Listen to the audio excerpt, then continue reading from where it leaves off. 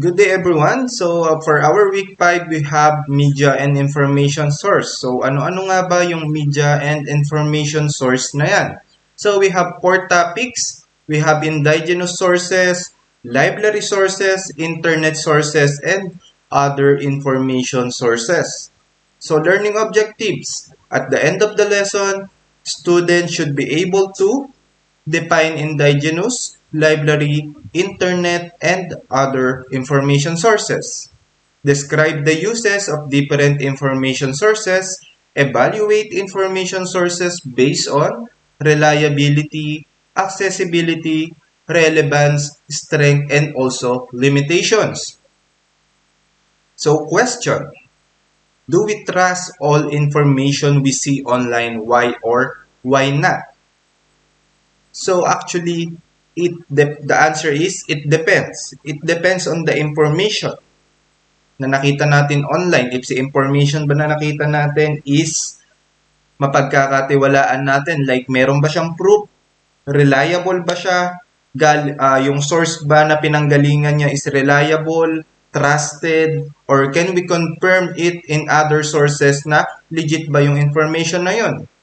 And we should not trust information if the information is or doesn't have proof or hindi natin makonfirm kung saan ba nanggaling yung source or saan ba nanggaling yung information na yun. Wala siyang author, wala siyang proof, hindi siya reliable. So, quick recall. So, media refers to, based on our first topic, media refers to platform. So, yung platform na yan, andyan yung it's like YouTube, Facebook, yan yung entertainment kung saan natin nakikita visually or in video yung mga news or yung other information source. Diyan natin pinapanood. And information refers to the message inside that platform.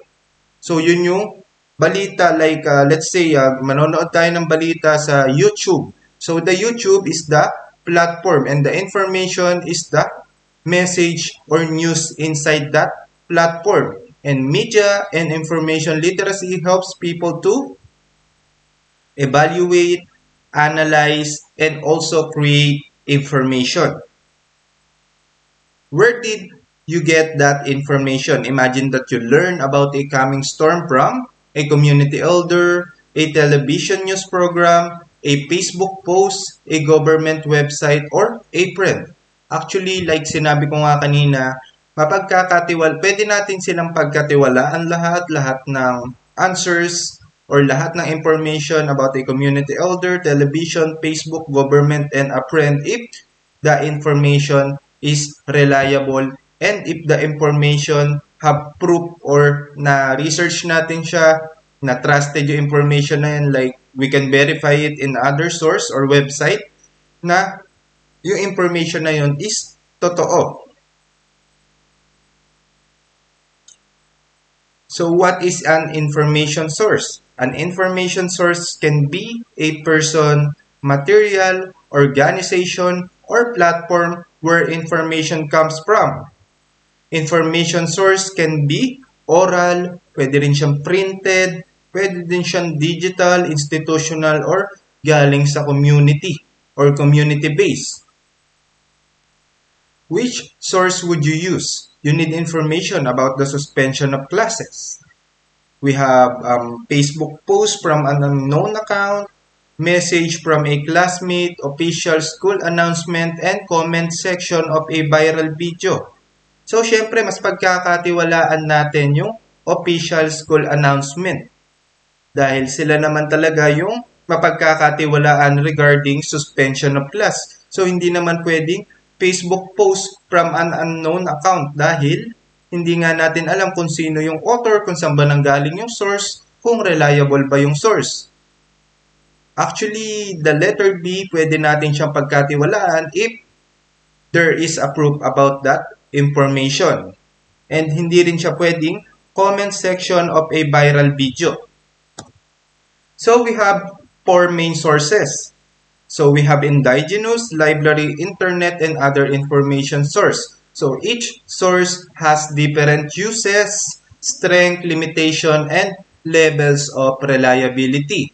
So for our first one, indigenous media and information. Indigenous media refers to information created, preserved, and shared by local or cultural communities. So to understand this indigenous media, let us first look at the meaning of the word indigenous. When we say indigenous, we are referring to something native or original o yung mga bagay at kaalaman na katutubo talaga yung isang specific place or region. Therefore, indigenous sources are defined as original materials, cultural knowledge, and information channels that are created, preserved, and also managed directly by native or yung mga lokal sa lugar na yon. Essentially, these sources represent the first-hand unmediated perspective of a community. Sila mismo yung gumawa at nag-alaga ng sarili nilang records or history. This means they capture how locals themselves recorded their own history, beliefs, and reality, completely free from the bias, interpretation, or influence of external colonizers and foreign historians. So to better analyze these sources, pwede natin siyang i-categorize into four primary forms. First, we have the oral tradition. Ito yung mga historical accounts, mga epics and folklore passed down purely by word of mouth. So, through speaking siya, which are usually safeguarded and transmitted by community elders or yung mga lokal na matatanda na dun sa lugar na yon. Walang printed books pero buhay na buhay ang kasaysayan sa pamamagitan ng storytelling. Second is folk media, which encompasses traditional music, ethnic dances, yung mga local theater, and also indigenous art forms. Dito naman yung dynamically encoded ang values and history ng grupo sa kanilang mga kanta and also to their dance or sayaw. Third is direct observation, which involves information gathered by actively embedding oneself in the community. Ibig sabihin, you learn by witnessing their rituals, yung mga ceremonies nila, and daily custom. Fourth and finally, we have the local records. So ano ba yung local records na yan? These are physical artifacts, traditional woven patterns, mga stone carvings, or localized logs kept strictly within the community. Parang yung mga disenyo sa paghahabi. Hindi lang yan decor or physical record din yan ng kanilang mga identity. In the context of Philippine history, studying indigenous sources is very vital. It allows us to view our ancestor and our heritage through our own perspective, giving a voice to the narrative of our people rather than relying solely on what foreign chroniclers wrote about us. So understanding indigenous sources ensure that we respect and preserve the true unfiltered identity of local communities. So it is commonly passed through mga oral tradition, mga stories, song, rituals, and also community gatherings and local practices. So, yan yung mga example ng indigenous source. Like I say, sa community elder, yung mga katutubo, yung mga pagkikwento nila, mga local leaders, cultural ceremonies, mga folk song, traditional art, community records, and also local knowledge. So, indigenous sources also has strength. So, ano-ano yun? It can provide mga first-hand community knowledge, local history, cultural identity, traditional practices, information not found in books or online. Katulad nga ng sabi ko sa inyo kanina, it is only passed through speaking or verbally. So may mga limitation din si indigenous sources. So what it is? Information may be passed only through speaking. Some details may change over time.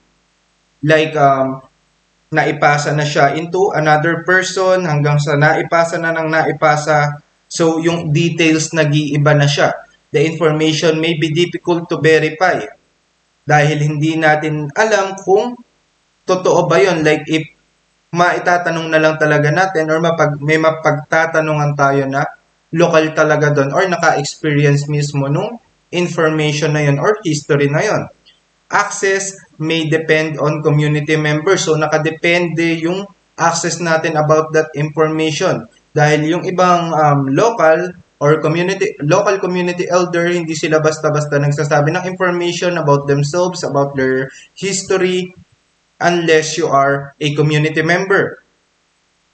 Some knowledge may be private or sacred. Indigenous knowledge must always be treated respectfully. So, interactive situation. A student wants to learn about the traditional practices of an indigenous community. So, ano nga ba yung source na pinaka-appropriate?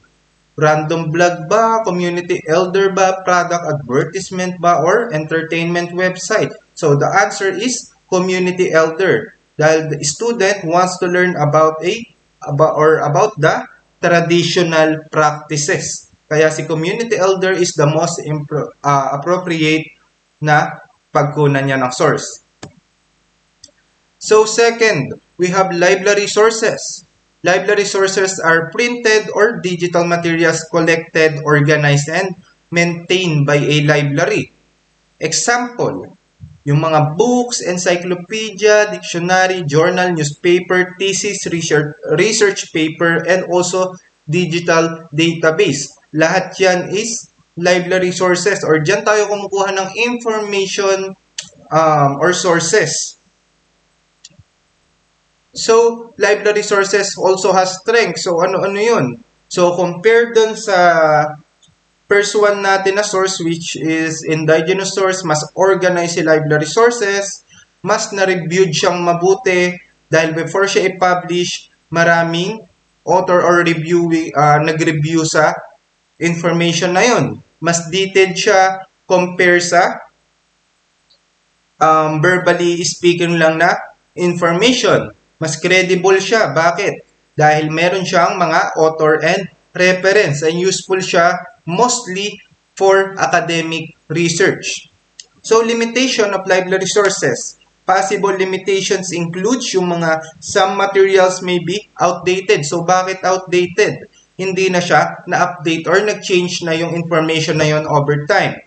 Physical books may not always be available. So, hindi available palagi yung mga physical books. So, nare-rent siya, nabibili siya in some libraries na like pumunta tayo doon today and may nakita tayong book na kung saan kailangan nating hanapin yung information pero pinagpabukas natin siya. Then, pagpunta natin kinabukasan, na-rent na pala or nahiram na yung book na yon. So, that is the meaning of physical books may not always be available.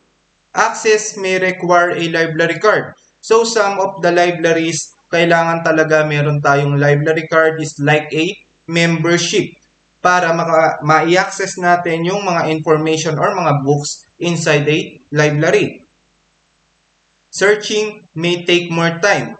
So, unlike sa mga ginagawa natin ngayon na nagse-search lang tayo sa mga devices natin through internet, technology, nakikita na agad natin yung information.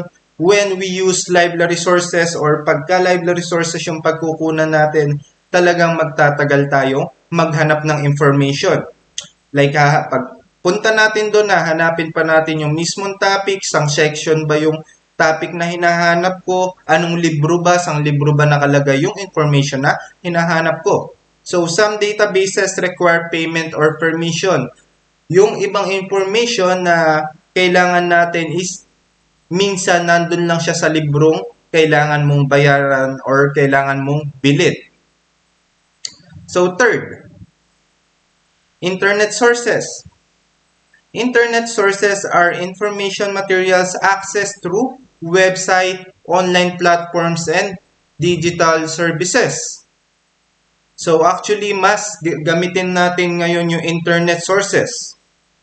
Ito yung mga information na na-access natin through website, mga online platform. So ano-ano yan? Facebook, Google, mga websites, and also the digital services. Examples of internet sources. We have search engines, online news, yung mga website, online journals, social media, blogs, videos, and online database.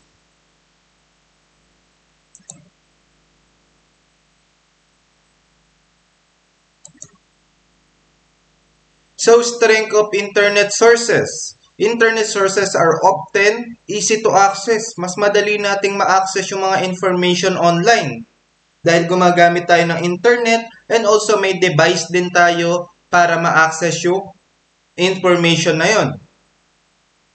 Fast to search.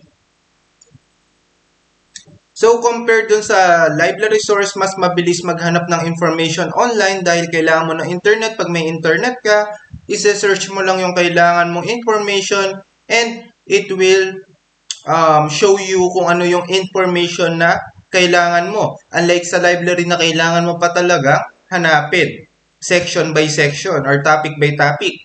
So, frequently updated. Yung mga information talagang updated na sa internet source. So, every minute, every hour, every day, every month nag-update yung information unlike sa mga libro na kailangan pa siyang i-publish. Available in different format. So, pwede na available yung mga information na nakikita natin sa internet in different format. Pwede siyang video, pwede siyang text type, pwede siyang voice, or audio, and yung internet sources is also useful for current information. So, ano yung current information? Yung mga latest information or mga kaganapan ng araw na yon or mga nangyari ngayon, basta siya yung latest. Accessible through phones and computer. Siyempre, internet. So, na-access lang natin siya through phones and computers and other devices. Katulad ngayon, marami ng devices na lumalabas na pwede tayo mag-search or makakuha ng information. Limitation of internet sources. Anyone can publish information. Some information may be false. So, hindi lahat ng information na nakikita natin is pwede nating pagkatiwalaan or pwedeng maging reliable. Sources may contain bias. So, may pinapanigan lang yung ibang sources. Articles may lack authors or references. So, minsan or mas madalas, walang author or references yung mga nakikita nating information. That's why sobrang hirap niyang i-verify kung totoo ba or legit ba yung information na nakita natin or pwede ba natin siyang gamitin. Information may be outdated or manipulated. So, kung hindi outdated or old yung information na nakita natin, na-manipulate na siya or na-edit na siya. So, hindi na siya reliable. Viral content is not automatically reliable. Hindi porket viral is kailangan na nating maniwala. Dapat meron pa din talagang proof and na-verify natin through other sources. So, other information sources. We have government agencies, schools, and universities, expert museums, research institutions, news organizations, professional organizations, official reports. So, sa government sources, ano-anong information yung pwede nating makita dito or mahanap dito? Information about law and policies, mga weather reports, mga census data, health information, public announcements, educational information, and also disaster advisory. So, we have examples kung saan natin sila nakukuha. Like, yung mga educational information, pwede tayong makakuha sa Department of Education. Mga disaster advisories or weather reports, pwede natin siyang makita through Pag-asa. And the health information can be found through Department of Health, and the census data that is belong to PSA or Philippine Statistic Authority. So, academic sources. Academic sources are created by researchers researchers, scholars, universities, and educational organization. Example, yung mga research journal, academic books, conference paper, mga thesis, university publication, Google Scholar articles. So, these sources normally provide reference and evidence. So, regarding our academics, dyan tayo pwedeng maghanap ng information. And sila yung pinaka-reliable. So, we also have primary and secondary sources. A primary source provides direct or first-hand information. So, dito, yung mga naunang information. Example, through interview. So, in-interview natin si community elder or indigenous people. So, pasok siya sa primary source. Dahil gumamit tayo ng pag-i-interview through photograph, diary, mga original documents, and eyewitness account. So, ano yung eyewitness account? Yun yung nakakita mismo or nakaalam nung information na yun. So, sila yung nagpapatunay niyan. Secondary source explains or analyze information from primary source. So, dito na naisalin yung mga information on primary. Like example sa secondary sources, naisalin na siya through textbook, biography, review article, and documentary analysis. A secondary source explain or analyze information from primary source.